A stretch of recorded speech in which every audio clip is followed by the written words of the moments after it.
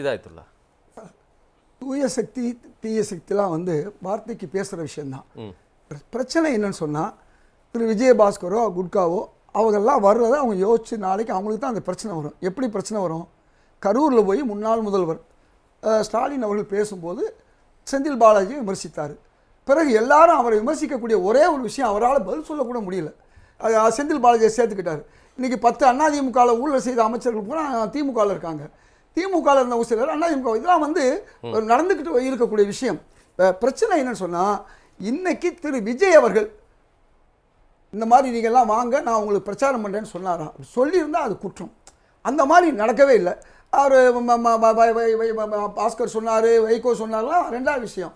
அவங்க கட்சிக்கு அவங்க பேசுகிறாங்க. அதனால் இதை தாண்டி ஒரு நல்ல காரியங்கள் இந்த நடந்துக்கிட்டு இருக்குன்னு சொன்னால் அதை நாம் வாழ்த்தணும். இன்னொன்று என் நண்பர் வீரபாண்டியன் அவர்கள் சொன்னது, இன்னொன்று சூழல் இருந்தால், அந்த வார்த்தையை சொல்லியிருக்காரு, இருந்தால் தனியாக நிற்போம். தனியாக எல்லா கூட்டணி கட்சிகள் உள்ளாட்சி தேர்தலில் தனியாக நிற்கிறது ஒரு சாதாரண விஷயம் தான். இதெல்லாம் ஒன்றும் பெரிய விஷயம் இல்லை. நானும் அவர் கியூபாவில் 30 வருஷத்துக்கு முன்னால் ஒன்றா இருந்தவர்கள். அப்போ அவர் மாணவராக இருந்தவர். திரு வீரபாண்டியன் இன்னைக்கு உயர்ந்திருக்கிறார். எதுக்கு சொல்ல வரேன்னா, அவர் சொல்கிறது அவருடைய கட்சி கருத்து சரியான கருத்து, அதில் ஒன்றும் மாற்றுக்கிறது. கம்யூனிஸ்டுகளை நாம் மதிச்சு தான் ஆகணும். ஒரே ஒரு விஷயம் மட்டும் சொல்கிறேன். ஒரு அமிதாப் பச்சன் அண்ட் இன்னொருத்தர் நடித்த படத்தில் பெரும் பணக்காரனாக இருப்பார் அமிதாப் பச்சன், தம்பி ஏழையாக இருப்பார். அப்போ சொல்வார், என்கிட்ட கார் இருக்குது, என்கிட்ட பங்களா இருக்குது, என்கிட்ட மாடிலாம் இருக்குதுன்னு சொல்லுவார். அப்போ தம்பி சொல்லுவார், என்கிட்ட அம்மா இருக்குதுன்னு சொல்லுவார். அந்த மாதிரி காங்கிரஸுக்கும் கம்யூனிஸ்டுக்காரங்கள்ட்டையும் சில நியாயங்கள் தர்மங்கள் இருக்குது. மற்றவங்கள்ட்ட இருக்கா இல்லையாங்கிறத நம்ம பேச வேண்டிய அவசியம் இல்லை. அதனால் இவையெல்லாம் இருக்கிறதுனால கம்யூனிஸ்ட் கட்சிகள் அப்படி இருக்காங்க. நான் தான் சொல்லலை, 63 இடங்கள் எடுத்தவர்கள் ரெண்டாவது ஒரு பிளேயர் திமுக வந்தபோது அவங்க என்ன ஆனாங்க? 13 ஆனாங்க, 5 ஆனாங்க, இப்பெல்லாம் தொடர்ந்து போனாங்க. அதே மாதிரி பல்வேறு கட்சிகளுக்கு கீழே போகும், மேலே போகும். ஆனால் காணாமல் போயிடுவான்னு இன்றைக்கி காங்கிரஸ் காணாமல் போன கட்சிங்கிறாரு. ஆனால் இன்றைக்கி காங்கிரஸ் கட்சியில் மேயர் இருக்காங்க, கவுன்சிலர்ஸ் இருக்காங்க, எம்எல்ஏ இருக்காங்க, எம்பி இருக்காங்க, அன்னைக்கு இருந்தாங்க. இவங்கள்ட்ட என்ன எத்தனை எம்பி ஜெயிக்க முடிச்சு இப்போ நாடாளுமன்றத்தில்?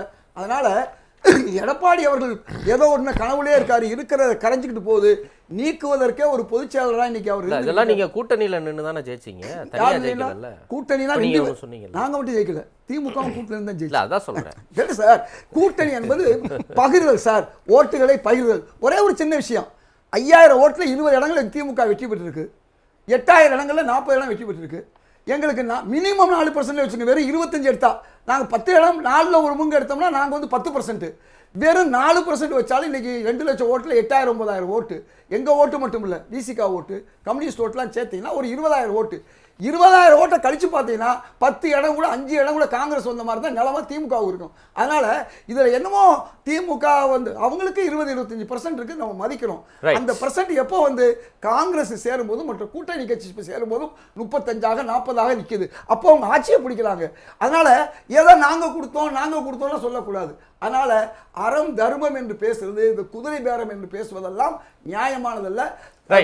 விஜயாக இருந்தாலும் தன் கட்சியை தன் ஆட்சியை பாதுகாக்கணும். இப்போ ஏழைகளுக்கு கொடுப்பது அழுக்க இருப்பான், சுற்றமும் சூழமும் கெடுன்னு வள்ளுவர் சொல்லியிருக்காரு.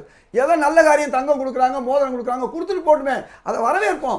தவறுகள் அங்கே ஒரு 10% வீணா போகத்தான் செய்யும். இன்னைக்கு என்னென்ன ஊழல் இல்லாத ஒரு காரியம் நடந்துகிட்டு இருக்கு, மக்கள் பேசுறாங்க. திமுகவுக்கு ஆதரவா பேசக்கூடிய பேச்சாளர் கூட அங்கே ஊழல் ஒளிஞ்சிருக்கு, இங்கே ஊழல் ஒளிஞ்சிருக்கு பேசுற நிலைமை வந்துருச்சு. பாராட்டுவோம்.